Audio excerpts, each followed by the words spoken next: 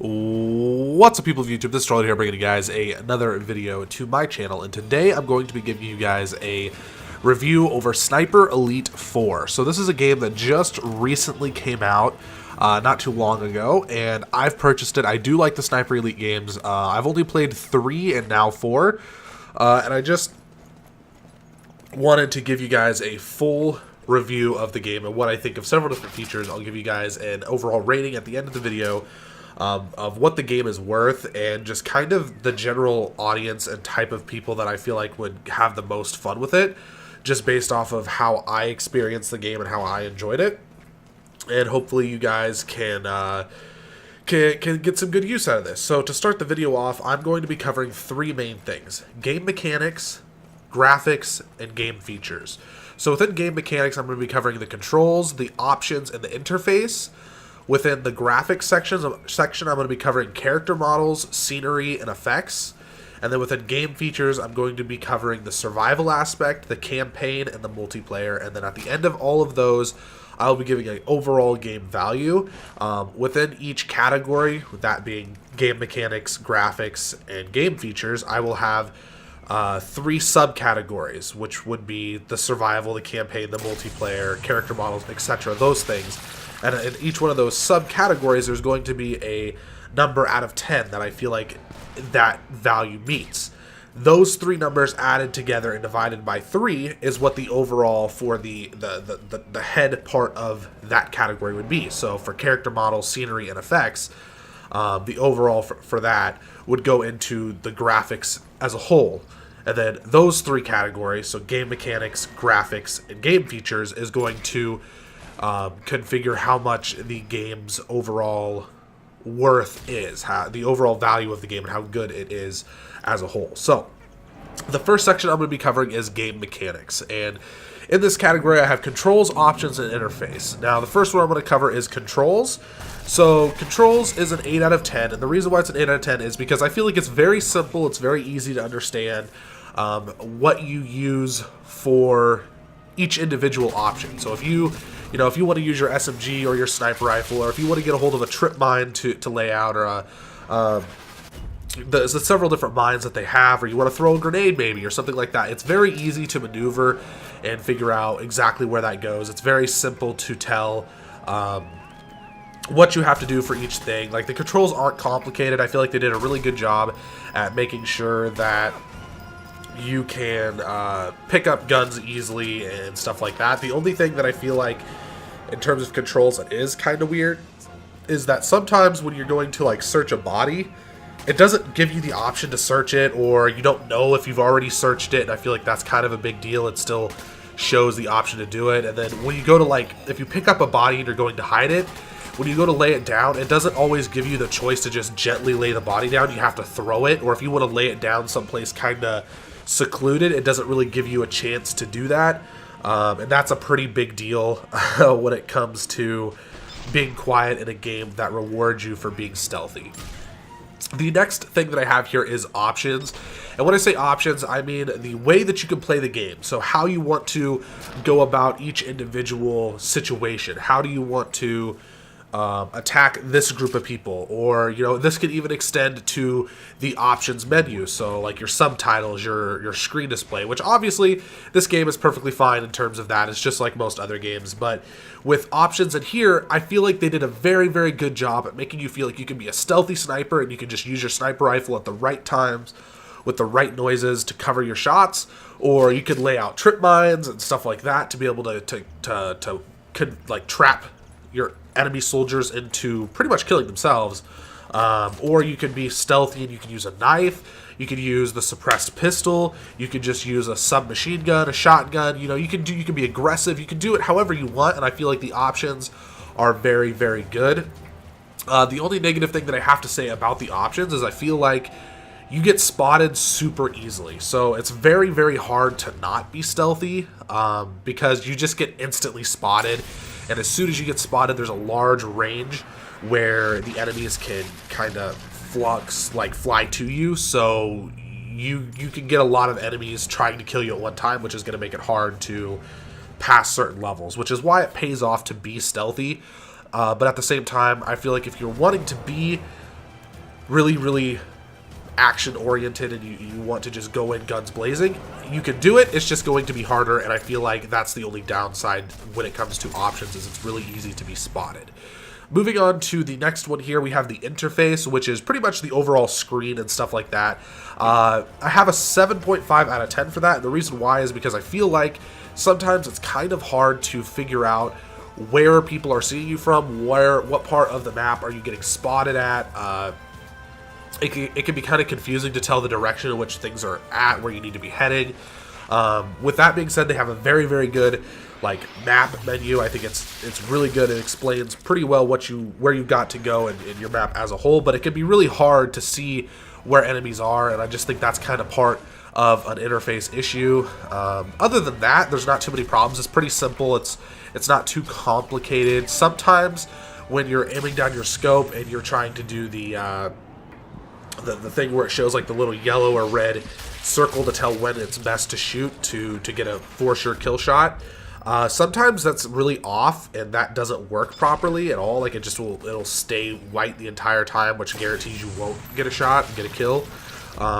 That's a problem, and I think that's something that needs to be fixed. But from those three categories overall, I think that game mechanics deserves an 8 out of 10, and that is what I think is pretty fair for the most part.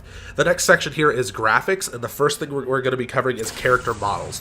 I'm going to put a picture up on screen to kind of demonstrate what the character models of this game look like, and I think that this is a severe downfall of Sniper Elite 4. I think that the character models are very poor looking. That's why I gave it a 5 out of 10. I think that they could have done much better with the character models. I don't get why they look the way they do. I feel like they look very PlayStation 3-esque, and it's not something I'm necessarily digging. I don't really like that, and I would like to see that in their future installments of the Sniper Elite series, that they do a better job of making really good character models, because I feel like there's not a lot of World War II games out there, and they have a chance to make this game be something absolutely phenomenal when it comes to story, and in order to do that, you have to have decent graphics. So I think that's something that they should focus on a lot more in the future. The next category I would like to talk about is the scenery when it comes to graphics. I think that the scenery is absolutely beautiful. That's why I gave it an 8.5 out of 10. Every now and then you'll come across like situations where it looks a little glitchy, or sometimes the grass is kind of like oddly blurry. That's why it's not a 10 out of 10 or like a 9 out of 10. But I think for the most part, especially at range, when you're using a sniper rifle, which is pretty much what you're going to be seeing most of the time, it looks stunning. It looks beautiful. The maps that they have you play on, the levels that they have you play on are really beautiful. There weren't any of them that I could think of that I played where I was like, this is a really boring place to be playing a game. Like, there wasn't one time where I thought that. So kudos to them for making really good, beautiful scenery. The next category that we're going to be covering is going to be effects, and this is going to contain the X-ray ability. So when you shoot somebody and you see the bullet piercing their body and their bones and organs and stuff like that. This is also going to cover the bullet effects, so how you see the bullet travel, seeing the bullet come out of the gun, things of that nature, and, you know, explosions, stuff like that. So effects within the game, that's pretty much what this is going to cover.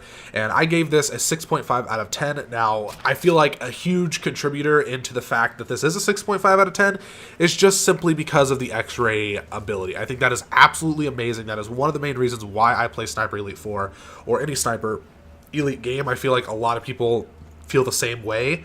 And I think that it really makes it stand out from other games. So really good job on the X-ray ability. I think that, in my personal opinion, I like every single kill to have that X-ray ability.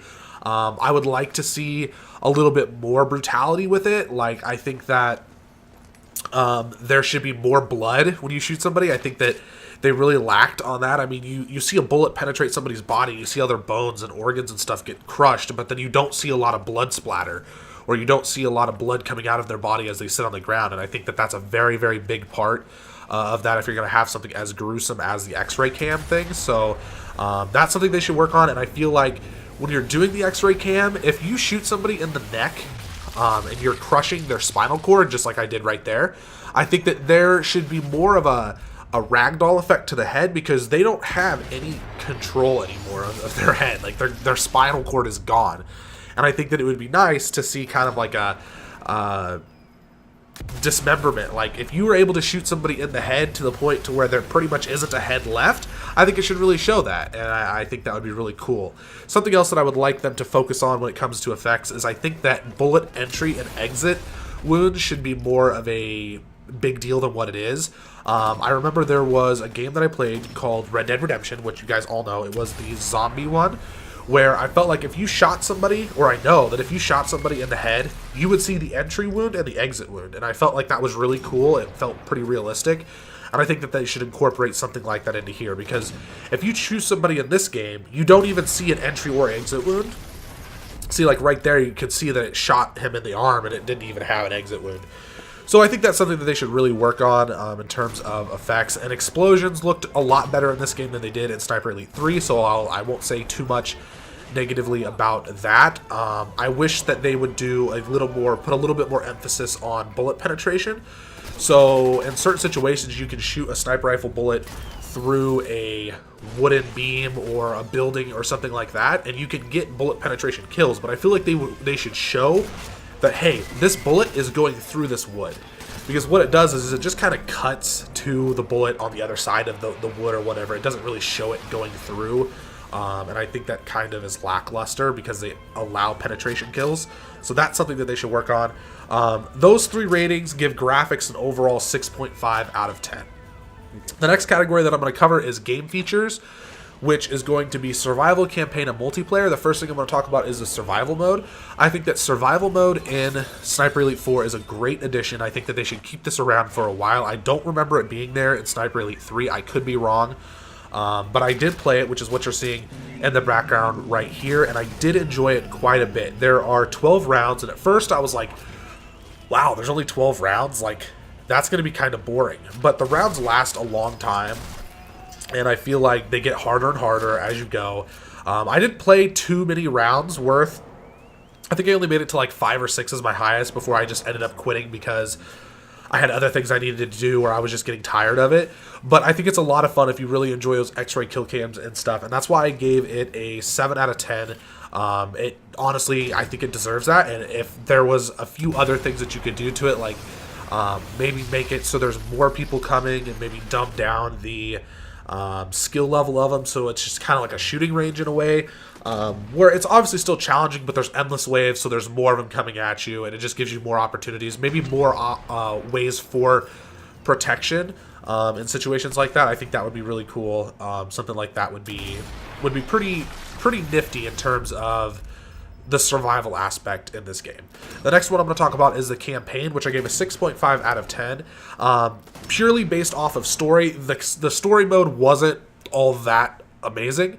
I'm not going to do any spoilers or anything like that in here, but I think that they definitely could have worked on the campaign's story as a whole. I think it's pretty short. What takes you a long time is to get through each individual level, especially if you're trying to be stealthy. It can take you like an hour to an hour and a half on each level, and there's probably like 7 levels within the entire game. So it does take you a little while, and it is a lot of fun. Like I said, you can go about it in several different ways. So I mean, that right there is pretty interesting. And then you get this nice revenge story in the game that I feel like is pretty much what gives the campaign a little bit of its draw. But to me, as soon as the campaign gets super good, it's over. So as soon as you really get invested in it, the campaign's over. So I think that there should be a little bit more of a desire, a little bit more grit, and real passion behind the writing, and that would make the campaign much better. And like I said, there's not a lot of World War II games. If they could focus on that in the future, I think you can make a really, really good story.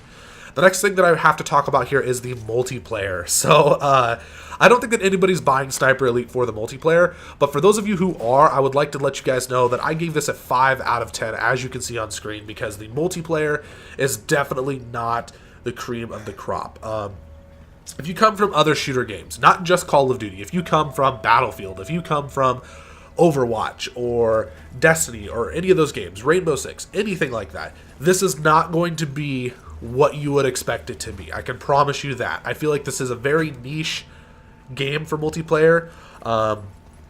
It was a very satisfying feeling to kill an enemy player because you have those X-ray cams and stuff, and that's really, really cool, and I really like that. But at the same time, it's very boring, it's very unpopulated, and it's very dry. You don't have a lot of options. It feels like something you would find on a PlayStation 2 or early PlayStation 3, Xbox 360 online world for a game. It was very, very dry and cut, and I don't think that it's all that good, which is why I give it a 5 out of 10, because I'm kind of being generous, because I do feel like it is a very satisfying feeling to get a kill, and I feel like there's definitely room for improvement for it to be a really good sniping multiplayer game. So, for those 3 categories, that gave game features a 6 out of 10, and this gives the overall game a 6.5 out of 10, which, honestly, I feel like the only downsides for this game is the multiplayer, which I wouldn't buy this just for the multiplayer in general anyway. And then the graphics, like the character models and the effects, are kind of wonky sometimes. Those are the only things that I can really say are negative about this game. Other than that, you get a lot of enjoyment out of playing it. It's really, really fun. It's gritty. It's you know, bloody. It's gross. It's really fun to play and just kind of sit in your living room and chill. It's something that is, you know, unique. You don't see a lot of games like this, and I'm really happy that it exists. So if you're thinking about buying Sniper Elite 4, this is my review. I hope it was useful. Anyways, guys, deuces.